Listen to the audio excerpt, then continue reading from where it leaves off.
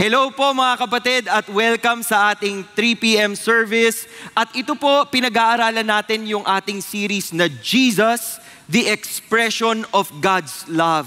Naniniwala ba kayong si Jesus ay expression ng pagmamahal ng Panginoon? Pag sinabi niyong mahal na mahal ako ni Lord, naiisip niyo bang si Jesus Christ yung dahilan para pwede nating i-claim na mahal tayo ni Lord? Di ba? Kasi may paki siya sa atin. Dahil may paki siya sa atin, pinadala niya si Jesus Christ. Yan po ang sentro ng book na inaaral natin dito sa CCF. And we are studying the book of Colossians. Okay?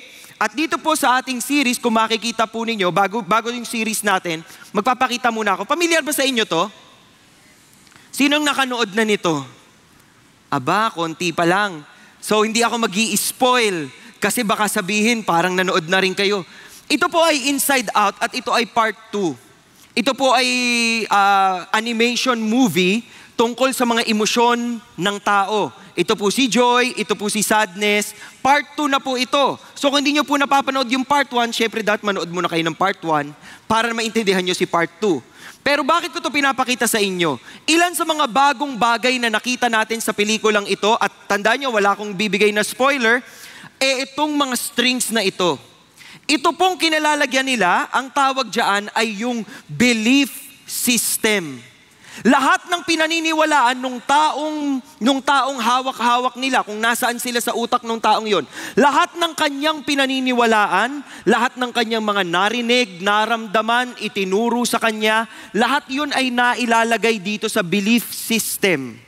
At yan lahat ang nagtatayo na kung sino siya ngayon. No? So, sa dulo niyan, sa itaas niyan, pinakita sa atin ng pelikula, itong statwang ito. At ang sinasabi ng pelikula, ito daw ay sense of self. Ito yung inyong sense of self, pagkakakilanlan ninyo. Ito ang identity ninyo. Ibig sabihin, lahat ng paniniwalaan natin, lahat ng kakapitan natin, lahat ng tatanggapin natin sa puso natin, sa isip natin, lahat na magiging parte ng buhay natin, may contribution yan sa kung sino tayo. Tandaan nyo, hindi ko ikikwento kung ano nangyari. Basta, ito yung sense of self. Ngayon ang tanong ko sa inyo ito, kayo, kamusta ang sense of self ninyo? Kapag ba tinignan nyo ang sarili nyo, kaya nyong i-define kung sino kayo? Tandaan ninyo, sa mundo natin ngayon, litong-lito na sila. Kung ano ba talaga sila. Di ba? Uso na ngayon sa mundo yung, hindi ako he, hindi ako she. It ako, gusto ko it ako. Gusto ko they ako. Di ba? Respetuhin mo yung pronouns ko, ganyan. Kung mag-uusap po tayo ng matino dito, ang he ay he. Ang she ay she.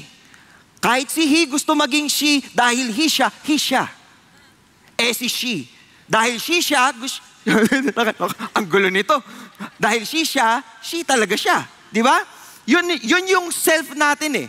Ngayon, kapag hindi buo ang pagkakakilanlan mo sa iyong sarili, pwede kang maligaw. Pwede kang madapa, maloko, at patuloy na maloko. Kaya importante po yung pinag-aaralan natin dito.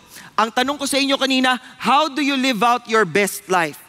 Kung kilala mo ang sarili mo, maaabot mo yung mga pangarap, makikita mo yung mga direksyon na dapat mong pupuntahan, magagawa mo yung mga kailangan mong gawin bilang tao, bilang mabuting tao. Pero hindi lang naman yun ang basihan eh. Kadalasan po sa atin, nagdidesisyon tayo sa feelings. Hindi mabuti ang pakiramdam ko ngayon. Malungkot ako ngayon. Tingnan niyo po yung katabi niyo, mukhang malungkot. Kung malungkot po, pakisabi sa katabi niyong, smile ka naman. Okay? Kapag hindi kumikibo po yung katabi niyo, ibig sabihin, tulog na, malayo na po ang narating niya. Ibalik niyo po sila sa earth. Di ba? Earth calling, kung sino man yung katabi ninyo. Tingnan natin yung pag-aaral na ginawa na natin. Colossians chapter 1 and chapter 2 focuses on right believing. Itinuturo sa atin yung theology ng kung sino si Kristo at kung anong ginawa niya para sa atin. Importante po na tayo ay maniwala. Dahil kung maniniwala tayo ng preeminence ni Kristo, tinuro sa atin lahat to ni Pastor Bong, yung sufficiency, Di ba? Sufficient si Christ. Masasabi niyo po ba yon? Christ is all sufficient? Ang lahat na inyong pangangailangan ba natatagpuan kay Kristo? Parang mahina po. Sige, balik na lang po tayo ng Colossians 2. Lahat ba ng kailangan natin sa buhay matatagpuan kay Kristo? Malaya ba tayo kay Kristo? Matino ba tayo kay Kristo? Di ba? Mabubuting tao tayo kung na kay Kristo tayo. Yun ang sentro ng chapter 1 at chapter 2. Patawid na tayo ng chapter 3. At uumpisahan natin yan ngayon. And this focuses on the right believing. Yung inyo pong behavior. Kung anong pinaniniwalaan mo, dapat nakikita sa iyo yan. Di ba? Kung naniniwala ka na mabuti si Lord, hindi ka pwedeng imo. Di ba? Kasi kung imo ka, bakit imo ka? Wala nang nagmamahal sa akin. Kala ko ba naniniwala kang mahal ka ni Lord? Kala ko ba naniniwala kang mabuti si Lord? Di ba? So tatandaan niyo po, papunta na tayo ngayon sa exciting na part. The practice of the believer. At ang mensahe natin para sa araw na to ay pinamagatang, live out God's best for your life. Pakisabi po sa katabi, live out God's best for your life. Yan, God's best. Naku mga singles, nandito ba kayo mga singles? Buhay pa ba kayo dyan? Ayan o, di ba? Buong-buo yung mga... Pag ito po nakikita kasi ng singles, parang pakiramdam nila, sasagutin na sila ni Lord today. Darating na ang hinihingi nila at inaasam nilang pag-ibig. Pero ang paglilinaw ho natin, ang God's best po, ay hindi isang tao. Hindi ito ang taong makakatuluyan mo at sasagot sa lahat ng mga pangarap mo. Ang God's best po is God Himself. Kung matagpuan mo ang taong para sa'yo, bonus na lang yon. So titignan natin kung paano natin magagawa ito base doon sa ating book, no? Colossians chapter 3. 3 punto po ang ating pag-aaralan. Unang-una, set your mind on things above, put off the old life, and then put on the new life. Umpisahan natin mga kapatid. Set your mind on things above. Basahin natin kung paano nagsimula ang Colossians chapter 3. Okay? Tingnan ho ninyo. Colossians chapter 3. Therefore, if you have been raised up with Christ. Nag-umpisa ho siya sa therefore. Pag kayo nakakakita ng therefore, tinuro ko po sa inyo, anong gagawin ninyo? Titignan muna ninyo anong pinanggalingan natin. At kung titignan nyo yung pinanggalingan natin, papanoorin nyo yung preaching ni Pastor Bong, sinabi doon, lahat yung ating pangangailangan ay matatagpuan kay Kristo. He is all sufficient. Siya mismo ang gumawa ng daan para tayo ay maligtas. Biruin mo, hindi mo na kailangang magbayad ng kasalanan. Dahil una sa lahat, wala kang karapatan. Dahil makasalanan kay, ang pwede lang kabayaran sa kasalanan ay kabanalan. At walang taong magke-claim na ako, banal ako holy ako. Because all of us are sinners. Tama po ba? Pakitingnan po yung katabi, mukha bang sinner? Mukha, di ba? Pag natutulog po, naku, malalim na sin na yan. Joke lang. Therefore, if you have been raised up with Christ. Ito pong if na ito, sa Tagalog, ano ang if? Kung, di ba? Kung ikaw ay nakabangon na kay Kristo. Kung ikaw ay nabuhay ng muli kay Kristo. Hindi ito mukhang parang hindi siya sigurado. Actually, ang ginagawa ni Pablo, sinasabi niya, yaman din lamang. Yaman din lamang na nagawa ni Kristo lahat ng ginawa niya. If you have been raised up with Christ. Ano bang ginawa ni Kristo? Tingnan po ninyo ang Romans chapter 6. Sabi sa Romans chapter 6, for the death that He died to sin once for all. Isang beses lamang. Hindi namamatay si Kristo kada mahal na araw. Isang beses lamang siyang namatay. But the life that He lives to God. Even so, consider yourselves to be dead to sin, but alive to God in Christ Jesus. Siguraduhin po natin na buhay ang buhay natin kay Kristo sa Panginoon. Okay? Pag nireview nyo po yung Colossians chapter 2, ito ang sinabi doon.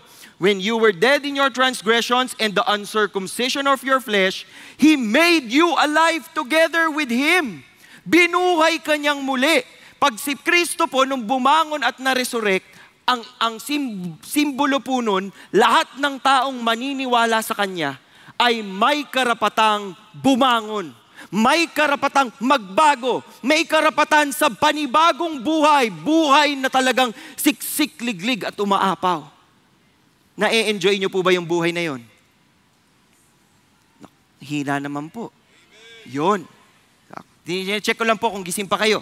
Sabi dito, having forgiven us all our transgressions, napatawad. Sino dito napatawad na ng mga mahal sa buhay? Napatawad kayo. Naramdaman nyo na yung kapatawaran. Ayun, sila, nakakapatawaran na sila. They have forgiven each other. No? Kayo po ba, yung iba sa inyo, naranasan nyo na bang magpatawad? Naku, sanay na sanay kayo dyan. Kapag may mga ngaruling, patawad. Di ba? Diyan tayo magaling eh. Hindi, yung kapatawaran, yung kahit hindi pa nagsosorry sa'yo, tatratuhin mong mabuti. Dahil nauna mo na siyang patawarin. Kesa manglimos siya ng tawad at awa sa'yo. Di ba? So, dahil naranasan nyo yung kapatawaran, having canceled out the certificate of debt consisting of decrees against us, which was hostile to us, and He has taken it out of the way. Tinanggal na niya yung pagkakautang natin. Tayo po, pag nagkakasala tayo, nagkakaroon tayo ng utang. Utang na hindi mababayaran ng ating mga sarili. At sa buhay po natin, sino dito, paulit-ulit ko itong tinatanong, sino po dito ang hindi pa nagkasala? Sige, ayun, may nagtataas yata dun sa likod. Kasi kapag nakita ko yung kamay ng taong hindi pa nagkasala, kayo na lang dito. Kasi ako nagkasala ako eh. Ikaw, kayo po ba? Si kuya nagkasala ka din, di ba? O, tamo? Pare-parehas tayo dito eh. Pero na-cancel na yon at tinanggal na. Hindi lang ho tayo sinubstitute. Okay? Hindi lang ho napalitan yung buhay ninyo. May bago kayong pagkakakilanlan. Ngayon, pag haharap kayo sa Panginoon, kung tunay ngang ang pananampalataya nyo na kay Kristo, pag humarap kayo sa Kanya, hindi na niya titignan yung iyong pagkakamali. Ang titignan niya yung nagawa ni Kristo sa krus at yung dugong dumanak para takpan lahat ng pagkakamaling yun. Tubos na tubos tayo kay Kristo. Bagong mga nilalang na tayo. Yun ay kung ang pananampalataya po natin. That is if our faith is strong in Christ alone. So yan po ang pinanggalingan natin. Ngayon, pagpatuloy natin. Kung yun na nga ang nangyari, keep seeking the things above. Keep seeking the things above, where Christ is, seated at the right hand of God. Anong ibig sabihin ng keep seeking? Ang ibig sabihin po niyan sa grammar ng Greek, okay? Ito po ay present tense. Ibig sabihin, tuloy-tuloy niyong gagawin. Hindi porket nagsimba kayo, magsisik na ako kay Lord. Lunes, Martes, Miyerkules, Biyernes, Sabado, wala kayong paki kay Lord. Linggo, magtatanggap na lang ulit ako kay Jesus. Pag nag-closing prayer si Pastor Paul, magre-receive na lang ulit ako. Every Sunday, nagre-receive ka na kay Jesus. Jesus, I receive. Jesus, I receive. Bakit? Kasi yung Lunes, Martes, Miyerkules, Huwebes, Biyernes, Sabado, hindi nakikita si Kristo sa iyo. Yun po ang mahirap sa atin. Kadalasan po nangyayari sa ating lahat yan. Hindi lang sa inyo, hindi lang sa akin, sa ating lahat. Hindi natin pinanghahawakan na tayo po ay tubos na. Tayo po ay napatawad na. So keep seeking the things above where Christ is. Yan din po ay active voice. Ibig sabihin, patuloy mo siyang gugustuhin. And then, ito po ay imperative mood. Ibig sabihin, ito ay utos. Hindi ito suggestion. Utos ito. Sinundan pa yan sa verse 2. Ang sinabi dyan, set your mind on things above. Ganun pa rin yun. Parehas lang ho sila ng keep seeking tsaka ng set your mind. Ikaw mismo ang pipiling tumingin sa taas. Tingin sa taas. Bakit kailangan tumingin sa taas? Kadalasan ho, pag nakatingin tayo dito sa mga ka-level natin, puro problemang nakikita natin. Subukan po ninyo, mga mag-asawa, magtinginan po kayo. Ano, nakikita nyo po ba ay langit, lupa o impyerno? Di ba?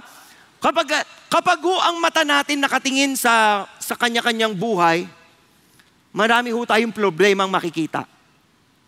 Pero pag ang mata natin nakatingin sa taas, na alam natin, kita natin, na ang Diyos may planong maganda. Ang Diyos, totoong buhay.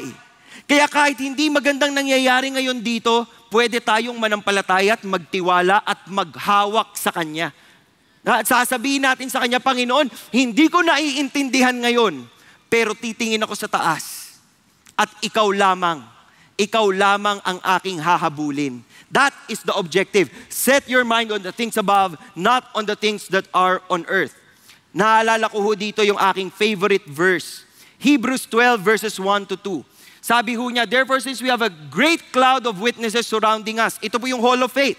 Lahat ng mga tapat na mananampalataya ng Panginoon sa Biblia, simula sa panahon ni Abraham, nila Moses, nila David, lahat silang mga propeta, lahat silang nagpatuloy na mabuhay kay Kristo o sa Panginoon para sundin ang salita ng Panginoon. Lahat sila nagtiwala at nanampalataya. Sila po ang great cloud of witnesses surrounding us. Ano daw yung kailangan natin gawin? Lay aside every encumbrance. Bitawan natin yung mga pabigat. O, yung mga nanay. Hindi ibig sabihin na bitawan nyo na yung mga anak ninyo na ayaw maghugas ng pinggan. Ayaw gumising ng maaga kahit may alarm. Diba? Hindi yung ibig sabihin. Ang ibig sabihin nito, lahat ng nagpapabigat po sa inyong buhay. Worries, fears, yung mga takot natin, yung mga pangamba natin. Kalimutan yun at tanggalin yun sa ating katawan. No? Lay aside every encumbrance and the sin which so easily entangles us dahil ang kasalanan po, pag inimagine nyo ang kasalanan, pag inimagine nyo ang dyablo, huwag nyo iisipin na mukha siyang halimaw. Ha? Kasi pag mukhang halimaw yun, tatakbo ka talaga. Pero bakit ang tao lumalapit sa tukso? Kasi yung tukso po, mapanukso. Naintindihan nyo? Yung tukso, gugustuhin mo talaga, kaya nga siya tukso eh. Kung nakakatakot siya, hindi mo na siya titignan. Hindi mo na siya gagawin. Pero anong sabi? Pati yung sin na bumubuhol sa paa natin, bitawan mo yan. And let us run with endurance the race marked for us or that is set before us. Sino po dito ang mga marathoners or tumatakbo, nakatakbo na sa isang marathon? Wala po. Ayan, okay. Wala. So sige, ako na lang po ang magkikwento. Kasi dati po, ako po ay hindi marathoner. Joke lang. So ako po ay kinasal sa isang babaeng athlete. Yung asawa ko po ay runner. No? So yung tatay po niya ay Philippine coach ng ating mga athletes. Nung ako po ay hihingin ko yung kamay ng aking asawa para ikakasal kami. 3 beses ko nakausap yung kanyang magulang. Kasi maraming beses silang nag-no sa akin. Joke lang. So, hindi, pero totoo talaga yun. So, isang beses ang sabi nung nanay nung aking girlfriend, sumama ako dun sa daddy niya.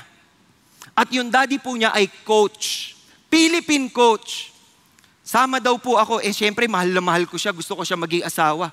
Sige, bahala na. Ako ay hindi athlete. Athlete spot lang po ako, pero hindi talaga ako athlete. Pagdating doon, nag-training yung tatay.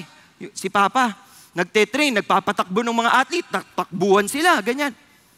Sabi sa akin nung magiging father-in-law ko, "O Paul, ikaw, takbo ka na rin." "Sige po." Habang tumatakbo ako, sabi ko, "Ba't ko to ginagawa?" Mamamatay lang ako sa harap nilang lahat. Kasi yung mga kasabayan ko, mga atleta eh. Sabi ko, parang hindi. Bumagal ako, tapos nagpicture na lang ako. Nagpicture na lang ako. Bakit? Kasi alam ko hindi ko kakayanin. Alam ko mapapagod ako. Sa buhay po, alam nyo, importanteng huwag mapagod.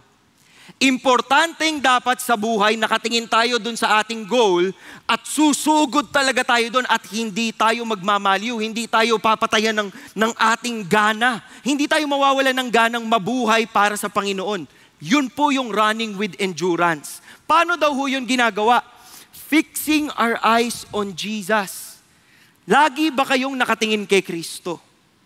Kasi pag di na kayo nakatingin kay Kristo, marami na kayong problema sa tao.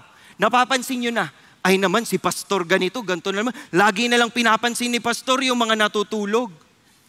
Kung di ko papansin, nag-ano kayo dyan, dreamland na lang tayo dito. Di ba? Lagi na lang tinatanong ni pastor kung sinong makakasalanan. Doon papunta yung message eh. Di ba?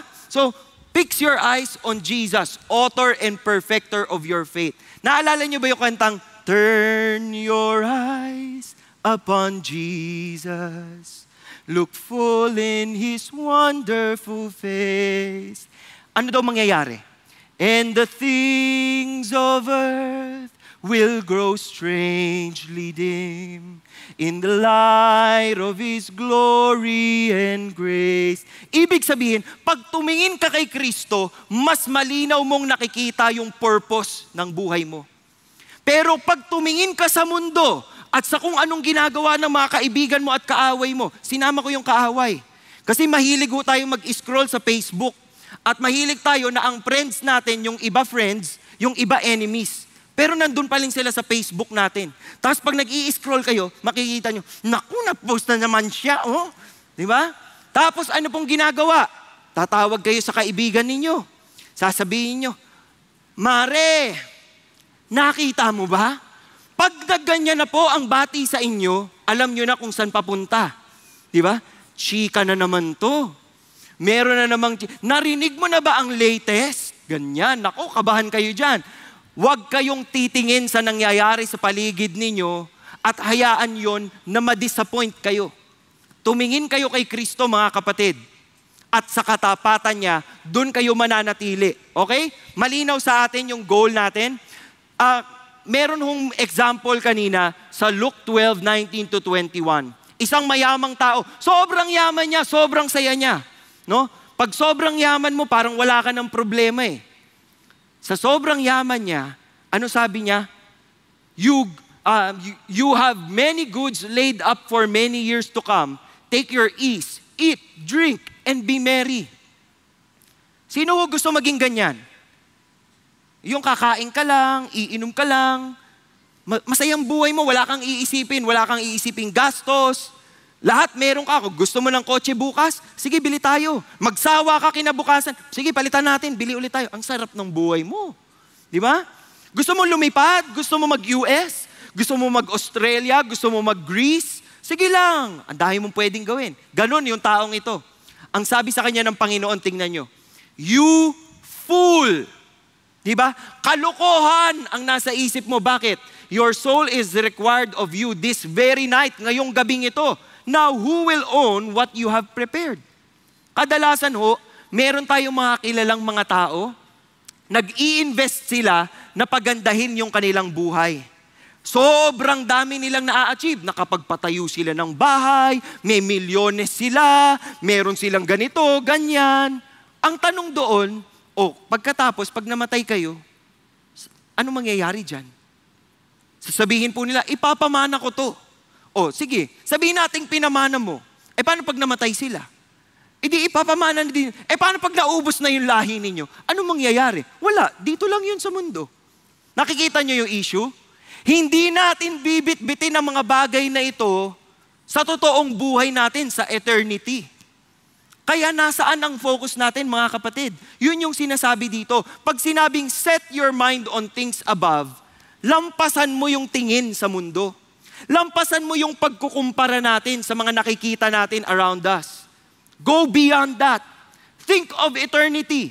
Think of greater values. Think of kung anong gustong pagawa sa iyo ni Lord kasi yung buhay mo may meaning yan. May dahilan kung bakit binigay yan sa iyo.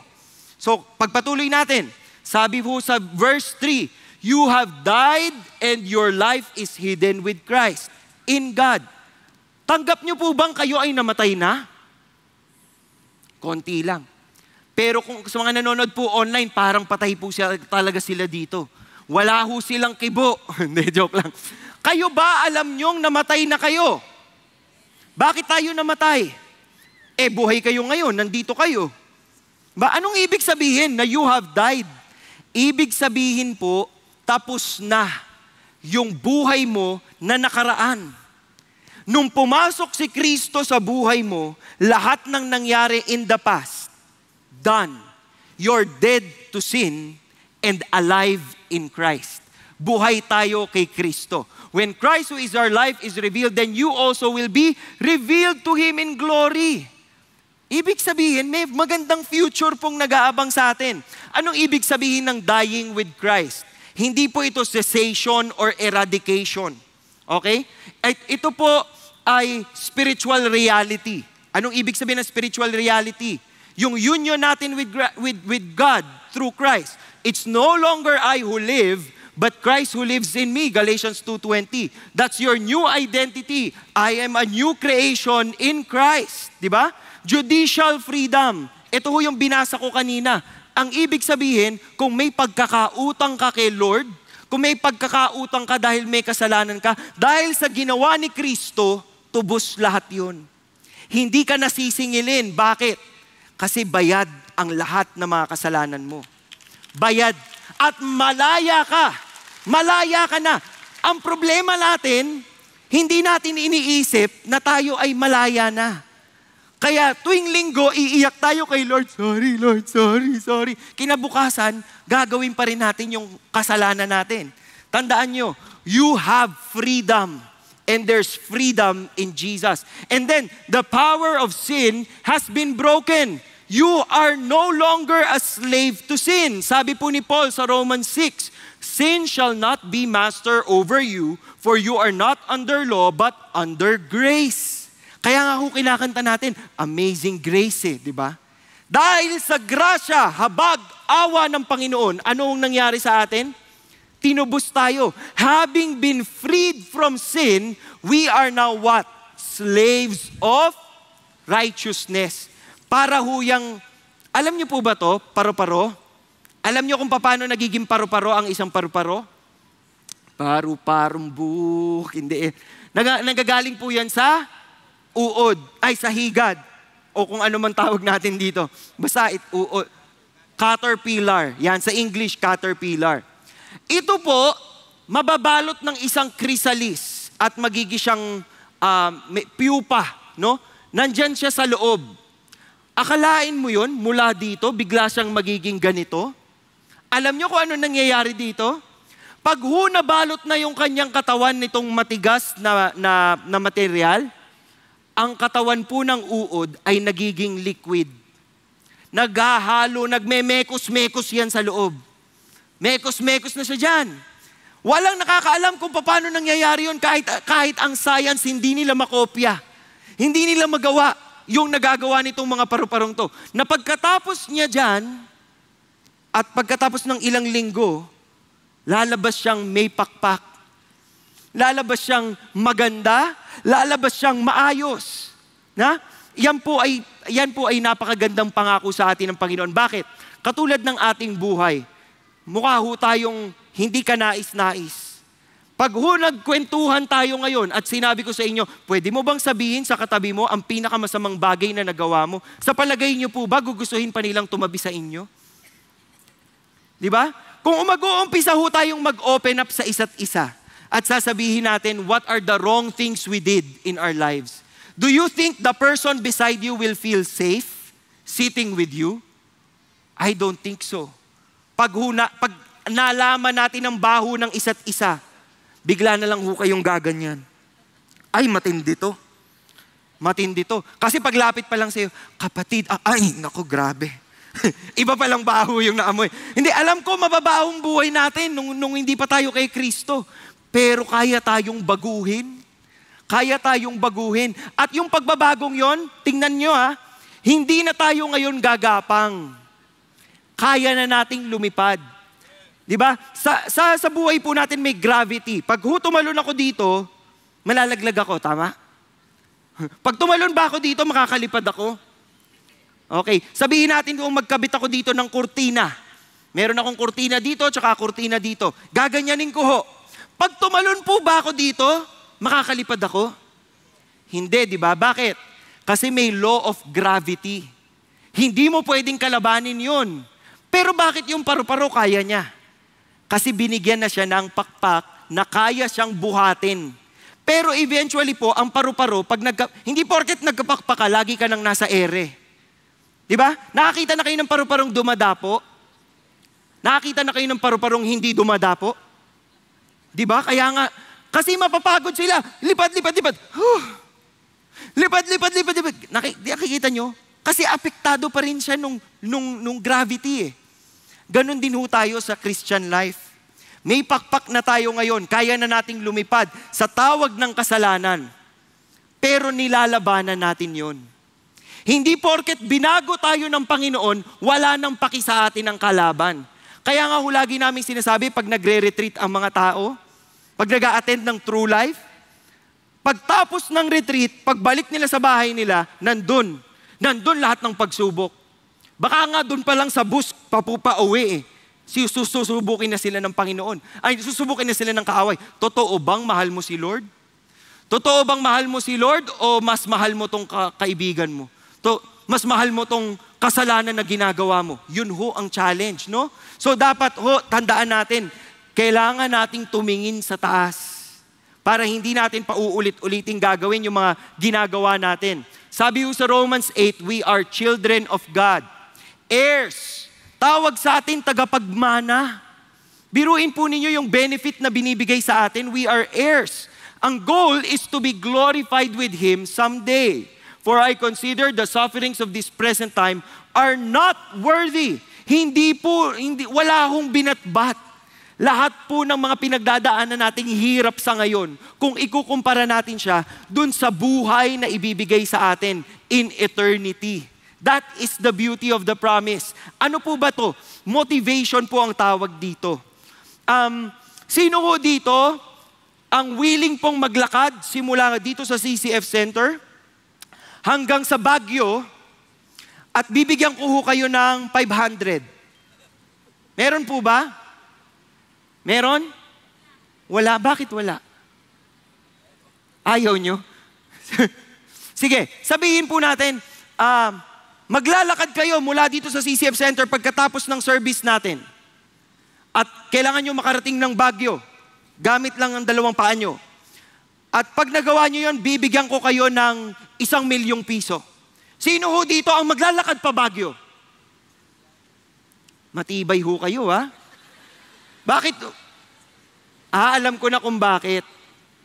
Kasi nung morning service, dollars ang sabi. So gamitin natin ng dollars. Sabihin po nating maglalakad kayo simula CCF Center Ortigas hanggang Baguio. At kung magawa nyo po yun ay bibigyan kayo ng $1,000,000. Sinong maglalakad? Ayan. Kasi ako kanina, yung 10,000 pa lang, nagtataas na ako eh. Bakit? Bakit kaya natin willing gawin yon? Kasi meron kang mapapala. Meron kang makukuha. Motivation ang tawag doon. That is what motivates you to do something that you think is impossible. You're willing to do it because there's a greater prize. There's a greater benefit. Ngayon sabihin po natin, bawal kayong magalit ngayong buwan na to. Bawal kayong magalit, magkasala, tumingin sa pornography, magtampo, bumulyaw sa asawa, bumulyaw sa kaibigan. Bawal kayong makipagchismisan. Bawal niyong abangan ang mga latest chika at showbiz happenings. Bawal lahat yan. At pag nagawa niyo yan, bibigyan kayo ng $1,000,000 sa isang buwan. Magiging mabait na tao po ba kayo? Sino dito ang willing maging mabait na tao in exchange for $1,000,000? Bakit yung iba, iyan ang question sa akin. Bakit yung iba ayaw?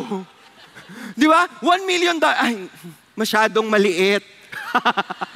Masyadong maliit, mahirap yung sakripisyong hinihingi mo. Hindi. Bakit ganon? Because the motivation allows you to change your way. The motivation allows you to see, okay, kaya kong tanggihan yan kasi may mas maganda akong mapapala at makukuha. Ito po dapat ang epekto ng verse na ito sa atin. If you are called the heir of God, children of God, then dapat nabubuhay tayo pang God, hindi pang world, Hindi pang self, hindi pang devil. Sabi po ni John, no, tingnan nyo, when He appears, we will be like Him because we will see Him just as He is. Ito po yung hope natin. Kapag na kay Kristo tayo, may hope tayo na darating yung isang araw, magiging katulad niya tayo. Aayusin niya lahat ng problema sa atin. Hindi lang yung pampisikal. Ako excited ako mapunta sa langit kasi baka sa langit mas matangkad ako eh. Di ba? Baka naman Lord, mas matangkad ako tsaka mas malapad yung balikat ko. Pero higit doon. Alam niyo kung ba't ako excited sa langit? Kasi doon sa langit ang sabi, wala na daw iiyak. Wala na daw luluha. Wala na daw magkakasakit. Wala na daw mamamatay. Because the old things have gone and the new things have come. That is the hope, brothers and sisters. That is the hope that we have in Jesus. This is living with eternal values. This is living with our minds set on God. Malinaw po? So, dugtungan na natin yan. Pangalawa, put off the old life. Kadalasan ho, naggusto lang natin yung feeling, yes, I love Jesus, pero ayaw bumitaw. Buti pa yung kanta, gustong bumitaw eh. Ikaw ayaw mo eh. Di ba? Yun talaga yung kanta niyo. Gusto ko nang bumitaw. Pero ayaw pa rin. Bakit ayaw bumitaw? Yun ang tanong. Anong meron doon sa iyong ginagawa, bakit hindi mo mabitaw-bitawan? Ano ang meron sa pangloloko ng kaaway na hindi mo matanggihan? Na hindi natin matanggihan? Anong meron sa puso natin? Anong pagkakamali ang meron sa atin? Bakit hindi po natin kayang mag-no to sin at mabuhay tayo kay Kristo? Tingnan ho ninyo ang bilin mga kapatid. Sabi ho ni A.W. Tozer, every man is as holy as he really wants to be. Lahat naman ho tayo kakayanin nating maging banal, maging matino, maging maayos, kung gugustuhin natin. Ngayon, kung aayawan nyo yon, syempre, hindi, kahit anong pagbabagong gusto nyo sabihin, pakitingnan po ang katabi ninyo. Nagbago na ang katabi nyo. Kanina nakadilat yan. Ngayon nakapikit.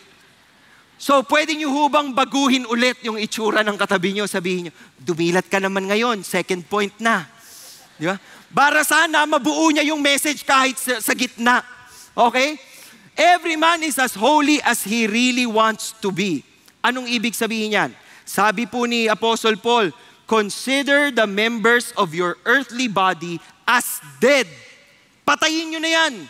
Hindi ko sinabing magpakamatay Huwag nyo akong tutularan. Hindi yun ang bilin. Consider the members of your earthly body as dead. Ibig sabihin, mortify it, kill it. Yung inyong kagustuhan para magkasala, tigukin nyo na yan. Wala na yan. Kick out na yan. Sipahin nyo na yan palayo.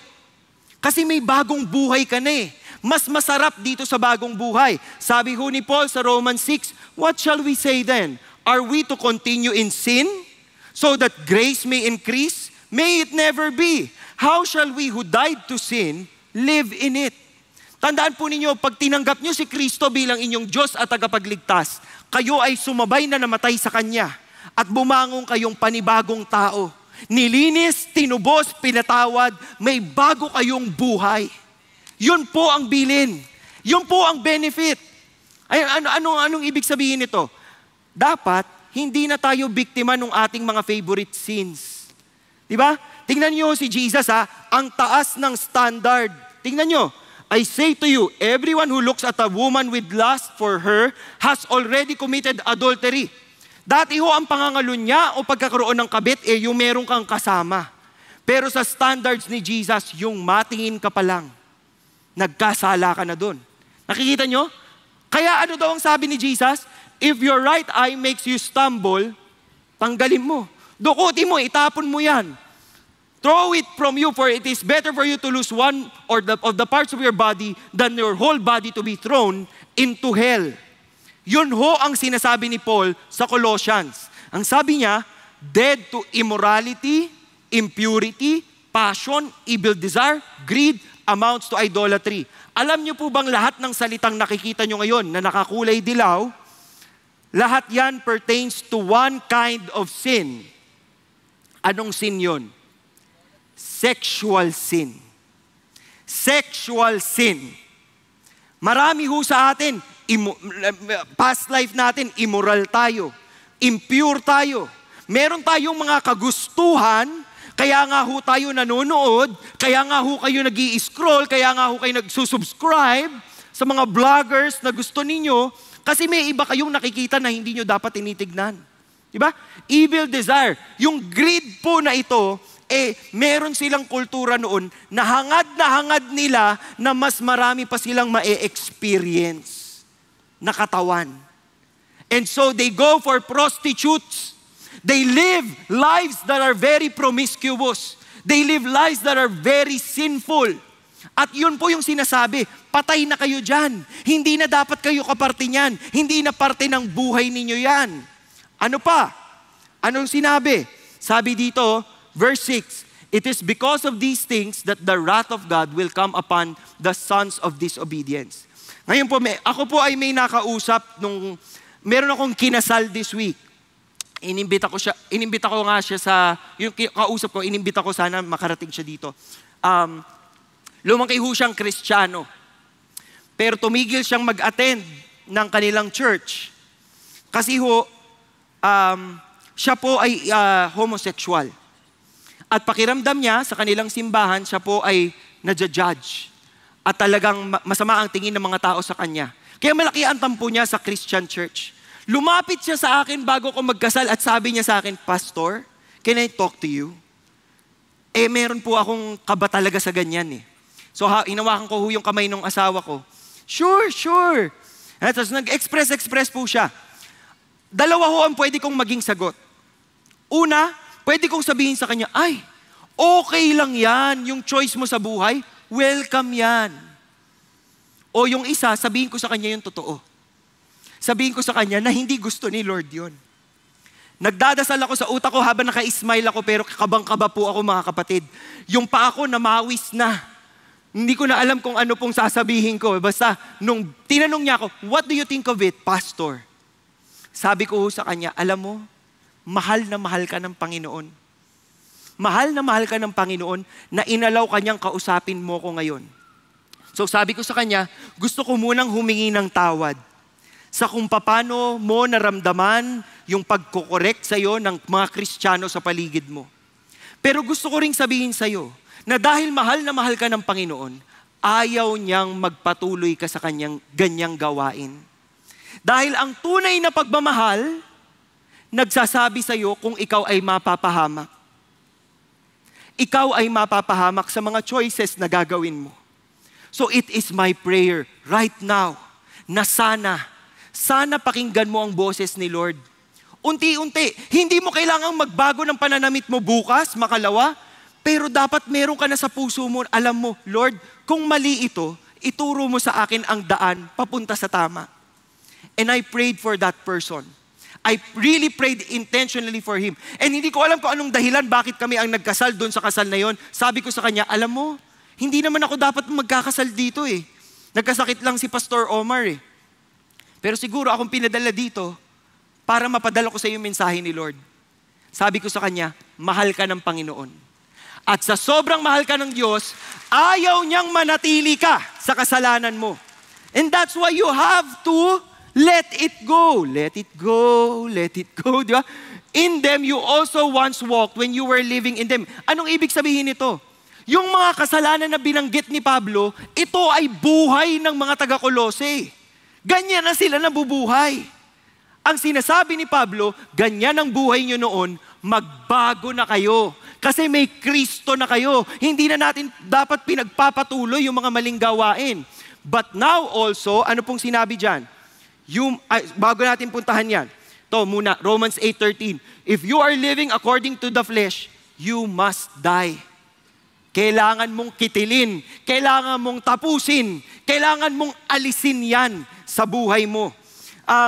Nung ako po ay nagtatry mag-move on noon, nung bata ho ako, wala ho kaming computer sa bahay. Mahirap lang po kami. Nung nagka-computer naman po kami sa bahay, wala kaming internet. So nagko-computer shop ako. Yung mga tambay ng computer shop dyan, sino bang nagko-computer shop? Mga Counter-Strike. Yung mga nagka-counter dati, ayan, matatanda na sila ngayon. At hindi na alam ng mga anak nila na addict sila sa computer. Siyempre sa computer shop po, hindi ka makakatingin ng porn. Kasi maraming tao dun eh. Pero eventually po, nagkaroon kami ng internet, nagkaroon ho ako ng addiction sa pornografiya, at talagang yun ang nagpasakop sa akin. Doon ako nagpasakop, kumbaga. Naligaw ako ng landas. Pagkatapos ng maraming taon, after a breakup, di lungkot-lungkot ko. Sino nakaranas ng breakup sa inyo? Naranasan nyo na pong may nakipaghiwalay sa inyo? Wala? Masaya lang ang buhay nyo, pag-ibig nyo? Successful kayo? Eh di kayo na. Kung naranasan nyo hong nasaktan kayo, parang feeling mo walang makakapagpasaya sa'yo. Bumili ho ako ng isang iPad. Nang wala rin akong pera, so kin-credit card ko po yan. Kasi first year kong nagtatrabaho. At dahil may iPad ako, talaga hong na-addict ako sa pornografiya. Kasi may internet na kami sa bahay eh. Eh yung iPad po, pwede nyong dalhin kahit saan. Pwede kayong magtaklob ng kumot, pwede kayong magtago kung saan man, kasi magaan lang siya eh. Alam nyo po, isang araw, habang po ako'y natutulog, nagising ako. Paggising ko, parang ang dilim ng paligid. Tapos, parang feeling ko nawala ng gamit sa bahay. So napatayo ako. Asan ako? Tapos biglang may lumabas na malaking kamay sa ibabaw ko. Tapos may dala siyang baboy na malaki. Baboy, hindi po lechon. Kasi kung lechon yon, pakiramdam ko siguro nananaginip ako. No, party, it's a party. Hindi po. Yung baboy po, binuhat sa ibabaw ko, tapos umiiyak yung baboy. Ha! Ha! Ay, ba't tunog agila? Paano ba yung tunog baboy na iyak ng baboy? Something like that, no? So, nakatingala ho akong ganyan. Bakit ang laki nitong baboy na to? Tapos bigla hong yung baboy, hinati. Tapos lahat ng dugo napunta po sa akin. At sa pakiramdam ko po, parang umaangat yung dugo. So parang nalulunod ako, ganyan. Tapos natakpan po ako ng dugo. Tapos nagising ako. Paggising ko po, nakita ko po yung iPad ko. Nandun pa yung porn site. Parang naramdaman ko si Lord, kinakausap ako sa puso ko. Sabi ni Lord sa akin, kababuyan mo. Itigil mo yan. Kala ko ba sa akin ka? Tanggalin mo yung kababuyan mo. Iyak po ako. Iyak ako, tapos dinilit ko po yung history. Tapos tinawag ko po yung kapatid ko. Sabi ko, sa'yo na to.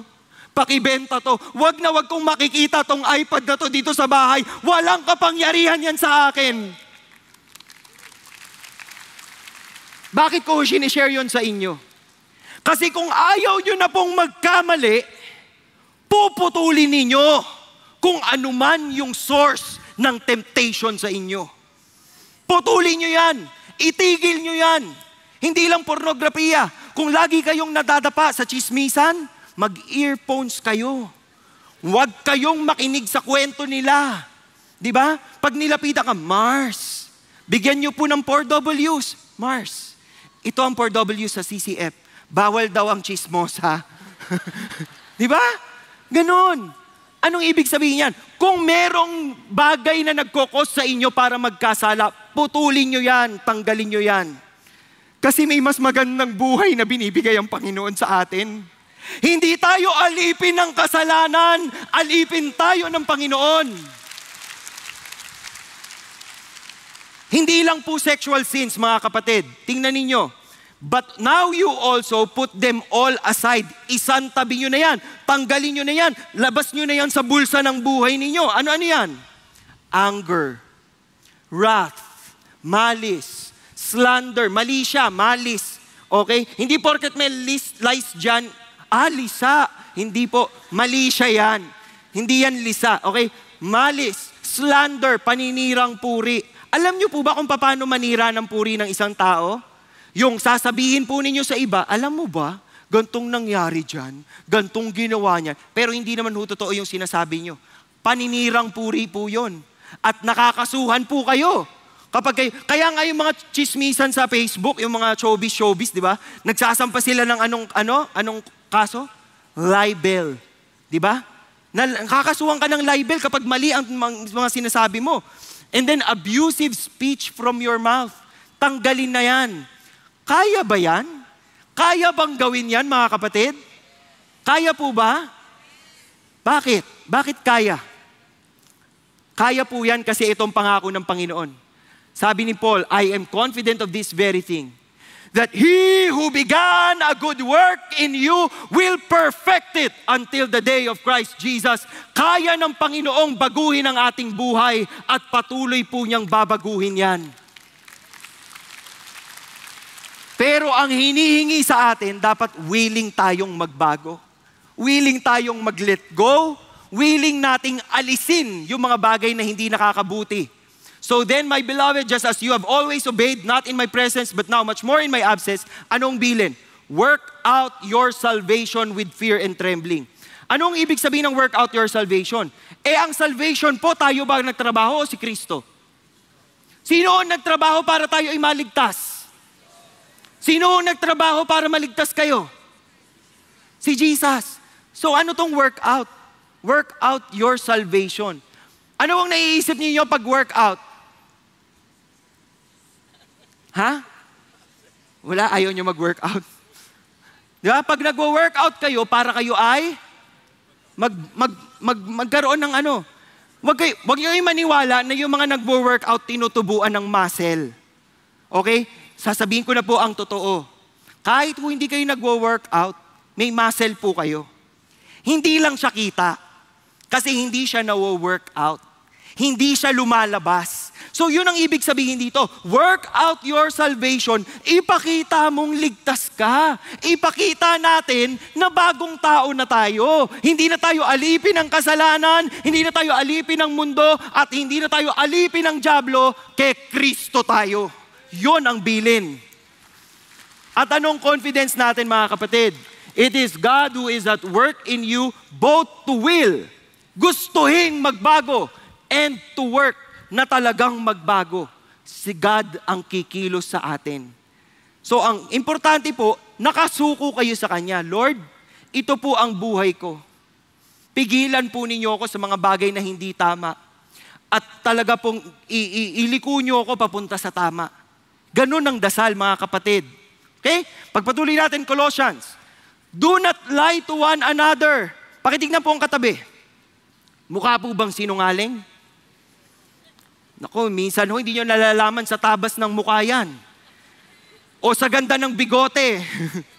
Hindi ho natin alam. Pero, sabi po, since you laid aside the old self with its evil practices, itinantabi nyo, para ho kayong naghubad. So you take out your old self. Hindi na kayo yon. Tanggalin nyo na yon sa buhay ninyo. Malinaw po ba? Nagkakaintindihan pa po tayo? Do we understand each other? Okay, pagpatuloy natin. Sabi po ni Charles Spurgeon, there must be a divorce. Kung merong divorce na pwede, dahil ang Kristiyano hindi naniniwala sa divorce. But there must be a divorce between you and sin, or there can be no marriage between you and Christ. Kung gusto po nating maging isa kasama si Kristo, may paghihiwalay na dapat mangyari. May pagtanggal ng mga bagay na hindi nakasali sa buhay natin ngayon. Kasi kay Kristo na tayo. Malinaw po, mga kapatid? Is it clear to us? We are already redeemed by Christ. Do not let yourselves be enslaved by sin again and again and again. Meron ho tayong Kristo. Siya ang kakapitan natin. At kung malinaw ho ito, gusto ko hong makita nyo na pwedeng magbago ang inyong buhay. Sa ngayon po, makakarinig tayo ng isang testimony mula po sa ating mga single women dito sa church. Tawagin po natin, mga kapatid, si Monica Agsalud. Monica, can you share your story to us? I came from a broken family, and as the eldest, an immense pressure was placed upon me. I had to achieve, be excellent, and serve as a role model for my siblings. As a result, I equated my worth with the achievements and performance. If I didn't excel, I believed I wouldn't receive love. Growing up, I also experienced sexual abuse. And so throughout high school and college, I drowned these wounds in alcohol, chain smoking, late night parties, marijuana, and casual sex. The Lord first found me in 2017.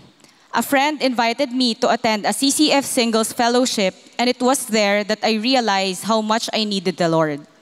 But even with this realization, there were things I couldn't or I don't want to let go of. Drifting in and out of relationships, I chased after this elusive feeling, but it only drew me farther from the Lord. I fell behind in my walk with God, neglecting my personal quiet time and compromising my values. This path led me into a relationship with a married man. Knowing it was wrong, I still willingly stepped into it, hoping it would fill the void inside me. I thought I had found a love that would weather any storm, but I was wrong. Desperate and hopeless, I repeated my mistakes, justifying my immorality, hoping for a different outcome. But God, in His infinite grace, never gave up on me. He tugged at my heart, urging me to return to Him. Through His strength, I ended the relationship. I fell to my knees, confessing my sins to the Lord, seeking forgiveness for my transgressions against my body, others, and ultimately my Savior. While we can be forgiven for our sins, we still face their consequences. The wife discovered the affair and threatened legal action. This became an issue at my workplace. I was stalked, harassed, and cyberbullied. My family and I were threatened and maligned online for months, shattering the fragile peace I was trying to build. Sin took me farther than I wanted to go, held me longer than I wanted to stay, and cost me far more than I ever imagined. Nothing is worth sinning for. God never left me alone, and that was my source of strength and courage. As I face all of these challenges, He made it known that He is with me, even as I face the consequences, no matter how grave they were and no matter where they will take me.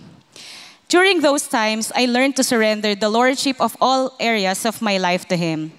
It was in my deepest and darkest days that God did His deepest work. God redeemed me, restored me, and gave me a fresh start. Indeed, there is no sin that the grace of God cannot cover. Now, I can walk in a life of freedom and of purity with a promise to God, should He has a husband for me, our marriage will be for His kingdom and glory. Even during pandemic, the Lord blessed me with a discipleship group. He opened opportunities for me to serve in ministries and to train, deepening my knowledge and equipping me for my spiritual journey. When COVID-19 hit our home in 2020, He blessed me with disciples. I also started a weekly Bible study with my siblings, invited my mom, dad, and siblings to attend CCF and participate in Glorious Hope. As a family, we grew closer to Him and to each other. My parents, separated for 14 years and not on speaking terms, reached out, sought forgiveness, and is at peace with each other. My sister now serves as a worship leader and leads a discipleship group. We are all healed physically, emotionally, and most importantly, spiritually. In our helplessness, He gave us hope, proving true to His promise that all things work together for good to those who love the Lord and are called according to His purpose. Fast forward to today, 2024, God opened doors for me to coach people who were in similar situations to mine. By His grace, I became a certified Christian life coach, serving in Glorious Hope, volunteering at Big Fridays as volunteer care, and coaching people one-on-one who are dealing with depression, anxiety, and sexual abuse. Grace comes free of charge to people who don't deserve it, and I am one of those people. I am Monica, once lost, now I'm found, once slave to sin, now a servant of Christ. To God be all the glory. Glory to God. Glory to God. Praise God.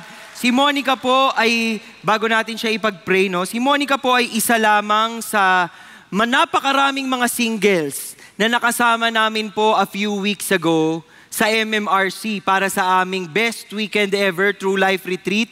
At kung makikita po ninyo sa larawan, halos 500 po kami dyan at halos 300 po ang nagpabaptize kay Kristo sa retreat na yan. At karamihan yata sa kanila ay nandito ngayon yung mga singles na nakasama namin. Kaway-kaway naman dyan. Ayan. So si Monica po ay isa sa mga faithful volunteers namin. Ano hong ibig sabihin nito? Nakita niyo ho yung buhay na pinanggalingan ni Monica. Pero hindi siya bilanggo nung kanyang nakaraan. Kaya ho niyang humarap sa tao ngayon, bit-bit yung kanyang kwento. Dahil may mas maganda ho siyang kwentong bit-bit ngayon. Hindi na ho siya ngayon kabit. Di ba? Dahil ang kwento niya na ngayon, pagmamayari na siya ni Kristo. Pwede ho ba natin siyang ipag-pray? If you can raise your right hand of blessing upon her as we pray for her.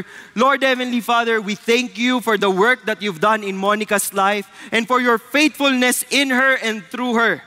Panginoon, maraming salamat na kayo po ang nag-alis sa kanya sa buhay na yon. Kayo rin po ang nagsama sa kanya nung mga panahong nahihirapan siya. At Lord, nung ngayon po na siya'y nagtatagumpay, kayo pa rin ang nagmamaneho ng kanyang buhay. Ang amin mong prong prayer, Panginoon, is that her story will be able to touch the lives of other people who are afraid to surrender, who are afraid to let go, who are afraid to stop. Na Panginoon, kung nakita nila at narinig ang kwento mo sa buhay ni Monica, malalaman din po nila na meron kayong mas magandang plano para sa kanila. Will you use her mightily, Lord God, in your ministry? Empower her and protect her in the name of Jesus. And Lord, may she glorify you all the days of her life. In Jesus' name we pray. Amen and amen. Thank you, Monica. Salamat sa pagbahagi ng inyong kwento. Tatapusin ho natin yung mensahe natin sa ating huling punto. Put on the new life. Hindi lang ho kayo nagtanggal ng damit. Di ba? Kasi put off the old self eh. Dapat may ipinapalit ho kayo dyan. Hindi pa pwedeng wala kasi ho giginawin kayo. Dapat meron kayong ipapatong na bago. No? Ang papakita ko sa inyo, kilala niyo ba to si Saint Augustine, natakpan na nung verse eh. Pero kilala niyo ba si Saint Augustine? Augustine of Hippo. Si Augustine of Hippo po, masyadong makasalanan tong taong to. As in, no? Santo po ang tawag sa kanya ng mga Katoliko, pero dati ho, si Augustine ay immoral na tao. Si Augustine po ay mahilig kumabit. Si Augustine po ay pasaway. When you read the book Confessions of Saint Augustine, makikita ninyo simula bata, kinumpisal niya lahat ng kanyang naging kasalanan. Namita siya sa puno ng kapitbahay nang hindi nagpapaalam para sa kanya kasalanan na yon. Nakiapid siya sa taong hindi niya asawa. Nagkaroon siya ng sexual relationship with people na hindi niya asawa. Kasalanan yun. Inihingi niya ng tawad yun sa Panginoon. Alam niyo kung ba't siya nagdesisyong magbago? Nagbabasa siya ng Biblia, nakita niya tong Romans 13:13-14. Sabi doon, let us behave properly as in the day, not in carousing or drunkenness, not in sexual promiscuity and sensuality. At yun po yung problema niya sa kanyang buhay. Not in strife or jealousy. Pero ano daw po? Ano daw yung gagawin?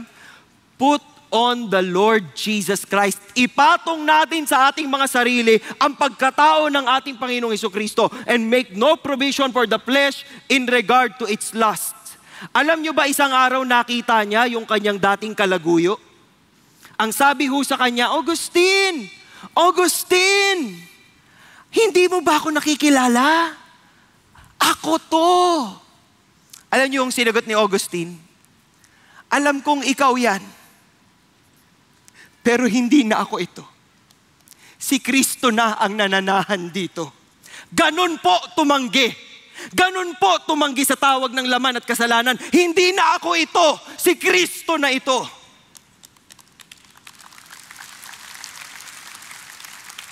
So when you feel you're tempted, when you feel you're being pulled this way and that way, you tell that temptation, you tell the devil, you tell whatever it is that's causing you to sin, you're not fighting with me.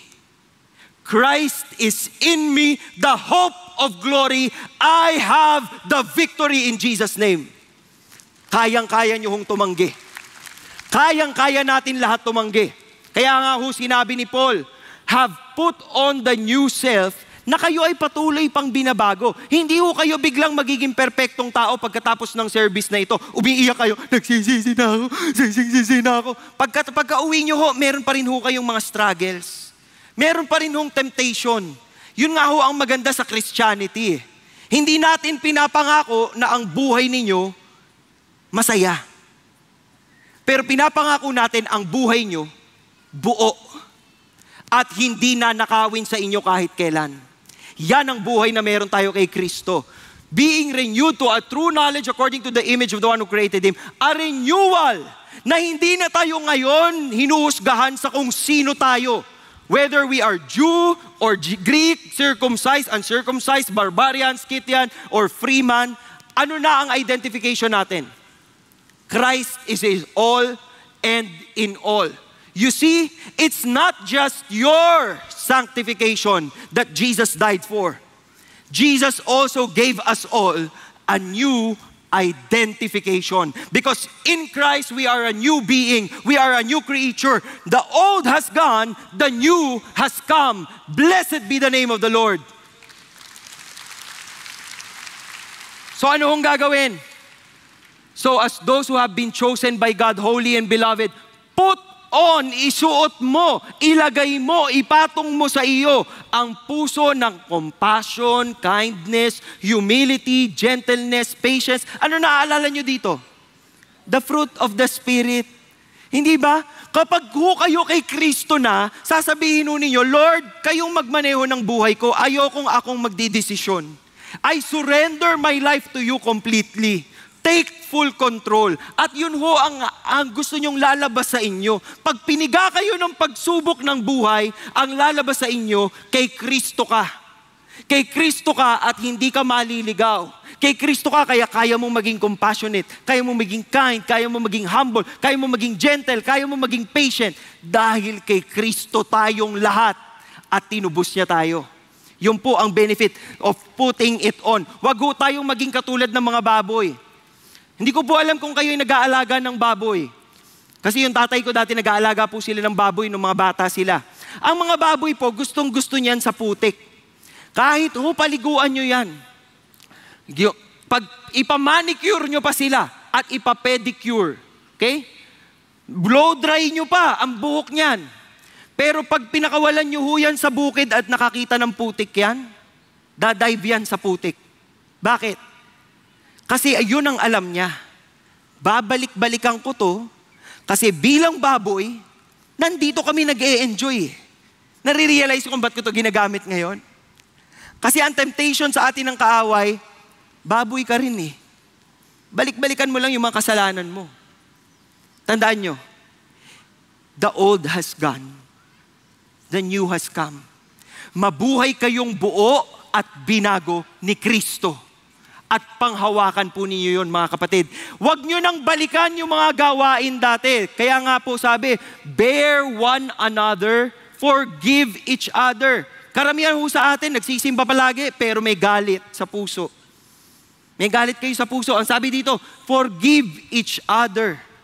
Diba? Bago pa man humingi ng tawad sa inyo yung nagkasala sa inyo, pakitaan nyo ng kapatawaran. Tingnan nyo kung hindi ho maglupa sa iyan, bakit mo ako pinapatawad? Di ba ako nagsusorry? Kasi napatawad na ako ni Kristo. Pinapasa ko lang sa iyo. Ganun po ang sikreto. No? Whoever has a complaint against anyone just as the Lord forgave you, so also should you. And then beyond all these things, put on love. Damitan po natin yung ating mga sarili ng pagmamahal at pagmamahal na nanggagaling kay Kristo. Dahil yan po ang mag-iiba ng ating takbo ng buhay. Ang mga Kristiyano po dapat they are known by their love. Because the love that we have is not from ourselves. It is from God who loved us despite our weakness, despite our imperfection. He loved us completely. And it is the perfect bond for unity. Tingnan po ninyo, sinabi rin ho dito ni Apostle Paul sa Galatians, The fruit of the Spirit is love, joy, peace, patience, kindness, goodness. Yung kadalasan pag nagtuturo ako ng GLC, tinatanong ko, anong paborito niyong fruit? Anong paborito niyong fruit of the Spirit? Tapos namimili yung mga tao, love, patience, peace. Tandaan niyo ito. Hindi ito fruit salad. Okay? Na mamimili lang, ay ayoko ng nata. Gusto ko lang ng cherry. Ay, ayoko ng papaya. Gusto ko mango. Hindi ho ito pilian. Pag sinabi pong fruit of the Spirit, kaya nga iisa lang siya, ang bunga ng banal na Espiritu ay ang lahat ng ito. Kaya dapat kung ang Holy Spirit nasa atin, dapat nakikita yung lahat. We are people of love. We are people of joy. We are people of peace, patience, kindness, goodness, faithfulness, gentleness, self-control. Nakikita sa ating lahat yan. Ito pinakamaganda. Ang pinakamagandang line sa verse na ito. Against such things, there is no law. Alam niyo po ang translation nito? Dahil sa mga bagay na ito, hindi pinagbabawalan yan. Kasi yung previous verses po dyan, listahan ng kasalanan. At ang sinasabi doon, lahat ng kasalanan may kaparusahan. Pero kung kayo ay talagang addicted kayo sa love, joy, peace, patience, kindness, goodness, walang law dyan. Hindi bawal yan. Dahil yan ang buhay na meron tayo kung talagang nabubuhay tayo para kay Kristo. We have love, we have joy, we have peace. Imagine niyo yun mga kapatid. Hindi natin kaya yun on our own. Si Jesus ang gagawa nun para sa atin. That's why you let the peace of Christ rule in your hearts, to which indeed you were called in one body, and be thankful. Anong peace ba ito? Sabi ni Jesus, peace I live with you. My peace I give to you. Not as the world gives do I give you. Do not let your heart be troubled, nor let it be fearful. Ibig sabihin, yung peace ng Panginoon gives you security. It gives you the belief na, matinong pangako ito, pwede kong pagkatiwalaan ito. Magandang plano sa akin ng Panginoon. Mabuti ang plano sa akin ng Diyos. Kaya ko itong panghawakan. That is what it means. The peace of God allows you to feel you are secured. You are protected. You are loved. You are a blessing to people. Lahat po yan. You can get that because of the peace of Christ in you. Si Pablo po lived with the peace of Christ. Kaya siya po ay nabuhay na malinis ang konsensya. Tingnan ninyo, brethren, I lived my life with a perfectly good conscience. Yan pong good conscience, pag malinis ang konsensya natin, ibig sabihin, may peace tayo sa Panginoon. At peace tayo with God. Ibig sabihin, hindi tayo kaaway. Hindi tayo kalaban. Kakampi tayo. Yun ang ibig sabihin po. Sa liham niya kay Timothy, sabi niya, goal of our instruction is love from a pure heart and a good conscience and a sincere faith. Okay? So, linisin natin yung ating konsensya. Sana pag natapos ang buhay natin, masasabi natin yung last na sinabi ni Apostle Paul. When he wrote to Timothy, this is what he said. I have fought the good fight. I have finished the course. I have kept the faith.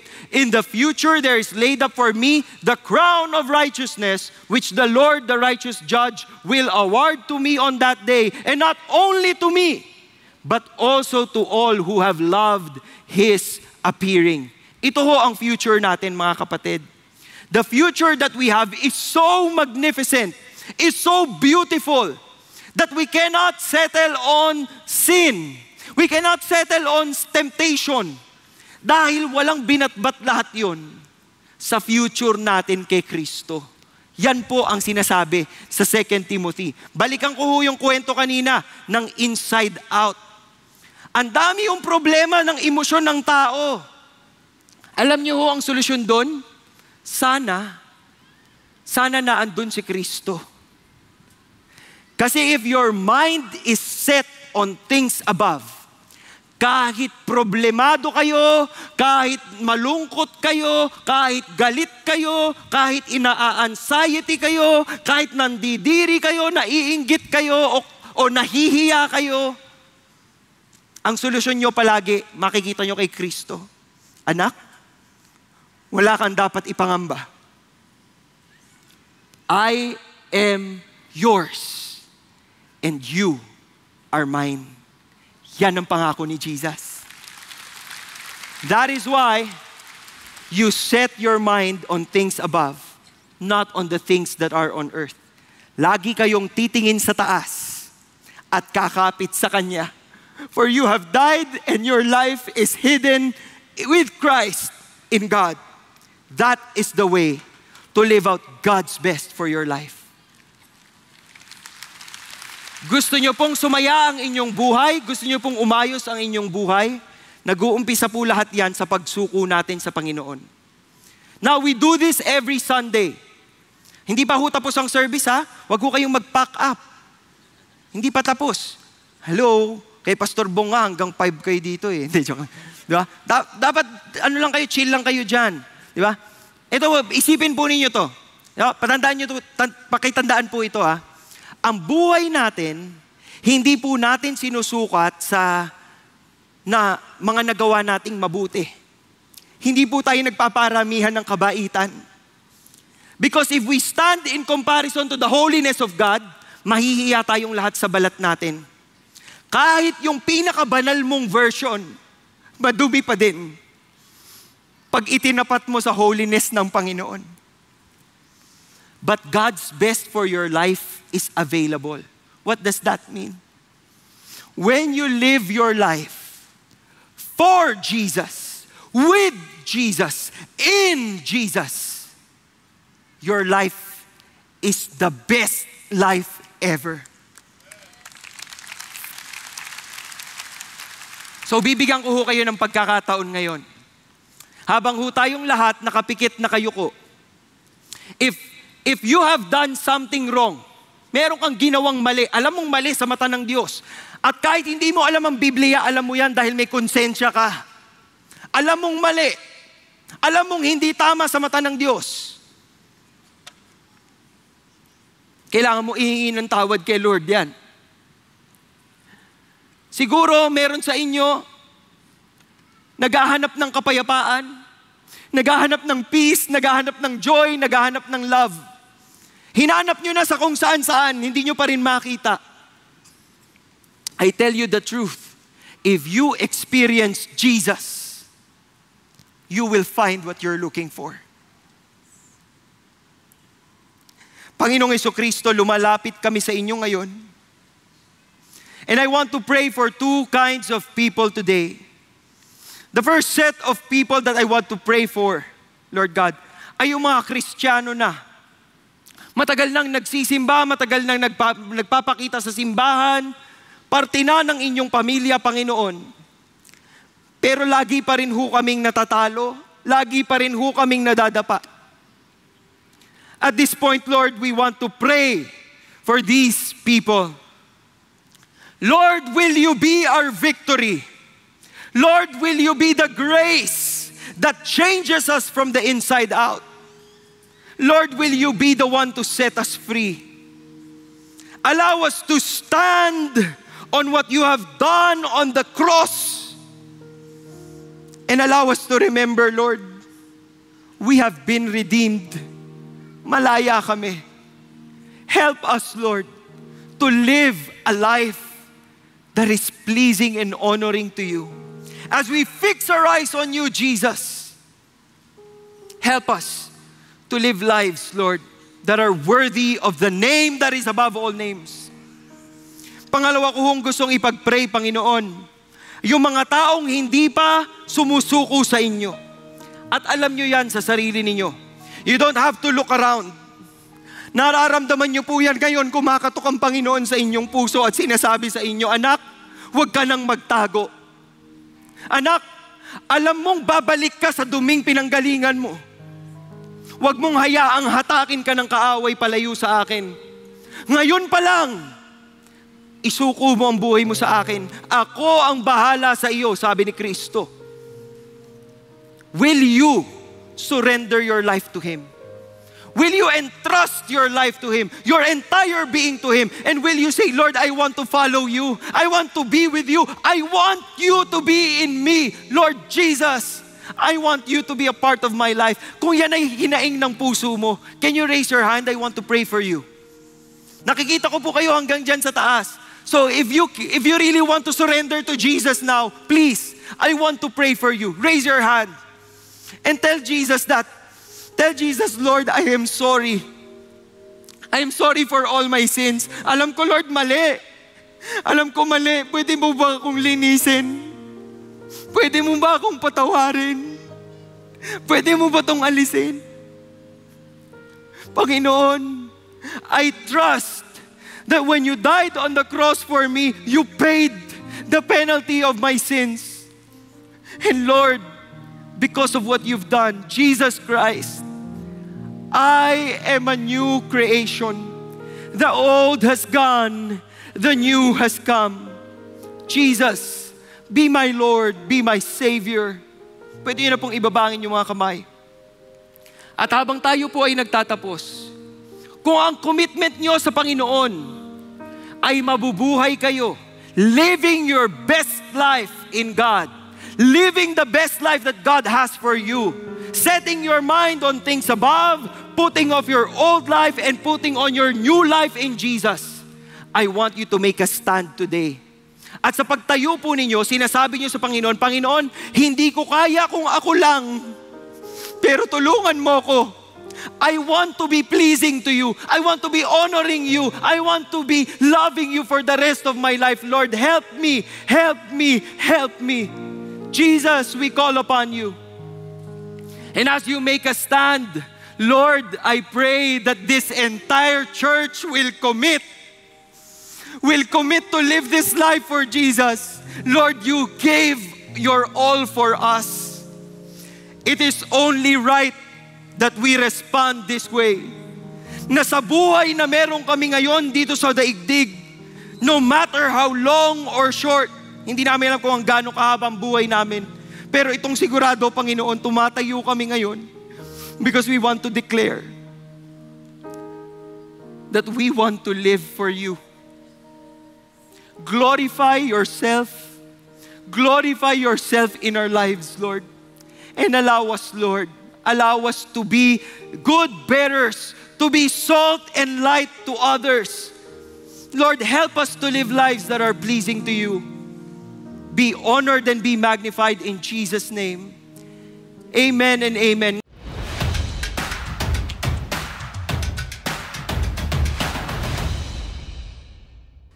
Magandang araw, CCF family. Welcome to Sunday Fast Track, where we ask real-life questions and we give you biblical truths. Ako po si Patrick Estacio mula sa Big Singles Ministry at kasama po natin ang ating butihing pastor, Pastor Paul De Vera, upang sagutin ang ating mga katanungan. Magandang araw, Pastor Paul. Magandang araw din, Pats. Kamusta ka? Okay naman po, Pastor Paul. Medyo moving doon sa inyong discussion kanina sa inyong preaching po. So praise God po sa buhay niyo.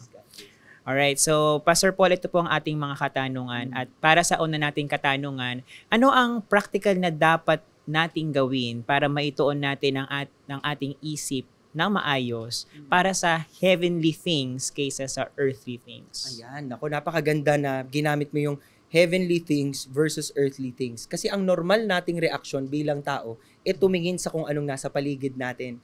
Tumingin sa kung ano yung nakikita at nakakasanayan na natin, no? So kung bubuklatin ko lang yung aking Biblia, sabi dito sa 2 Corinthians chapter 5, sabi dito, we have as our ambition, whether at home or absent, to be pleasing to Him. So ang umpisa nito ay kahit ba ikaw ay nasa langit o ikaw ay nananatiling nandito sa lupa at buhay, ang goal mo ay ma-please ang Panginoon, no? And then you will have to remind yourself that your life is not your own. You were bought at a price. So therefore, anong sinabi po ng scripture? We honor God with our bodies. So ang ibig sabihin nun, kapag habang tayo'y nabubuhay sa araw-araw, hindi tayo sumasandal dun sa tawag ng laman o sa impluwensya ng ibang tao na ito ang gawin mo, ito ang gawin mo. Kasi meron kang mas matibay na pinanghahawakan. At hindi lang yon yung salita ng Diyos. Pero kasama doon yung pangako ng Diyos, yung kwento kung paano ka iniligtas ng Diyos, at lahat yon tutulong para nang sa gayon, you are setting your mind on things above, not on things that are on earth. Yeah, the right truth, no? Yung talagang totoo lamang at ang ating basis ay yung salita ng Diyos lamang. Maraming salamat, Pastor Paul. Sa ating ikalawang katanungan, sa pagsuot natin ngayon ng bagong pagkatao kay Kristo, paano ba natin huhubarin o itatakwil ang dating pagkatao? Siyempre, medyo mahirap yan, Pastor Paul. Nang sa gayon ay may pakilala natin ng lubos si Kristo sa lahat ng nakapaligid sa atin. Ayan, buti natanong mo yan kasi naisip ko tong i-share kanina. Kadalasan yung ginagawa natin sa dating pagkatao natin, nung hindi pa natin nakikilala ang Panginoong Jesucristo, huhubarin natin yon. Pero alam mo ginagawa natin? Nilalagay natin sa cabinet. Kasi kung kailan natin trip suotin ulit yon, tatanggalin mo naman yung pagiging Kristiyano mo, isusuot mo naman yung pagiging makamundo mo. Hindi ba? Dapat po, ang sinasabi sa scripture, you put it to death. Kikitilin mo talaga, tatapusin mo, you will mortify it. At hindi yun para sugatan lang yung sarili mo, or hindi lang yun sasaktan mo yung sarili mo, pero hindi na siya dapat ibinibigay sa'yo. Kapag kunyari ikaw ay wala akong magawa ngayon, di ba? On my idle moments, hindi mo na dapat iniisip, mag-sin kaya ako ngayon? Kasi hindi na ikaw yon. You are embracing your new life in Christ. So dapat ang palaging option natin, imbis na anong gusto kong gawin, Lord, anong gusto mong gawin ko? Yun ang magandang simula.